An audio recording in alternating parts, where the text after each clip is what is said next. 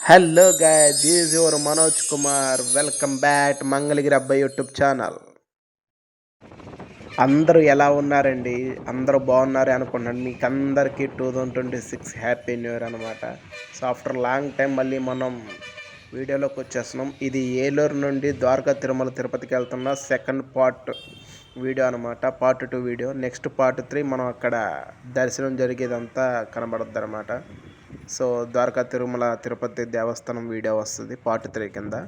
Next రానున్న రోజుల్లో మంచి మంచి బిగ్ వీడియోస్తో అప్డేట్స్తో మీ ముందుంటాను. So enjoy the bus vlog. Eluru to Dwaraka Tirumala Tirupati bus vlog. Enjoy the video guys.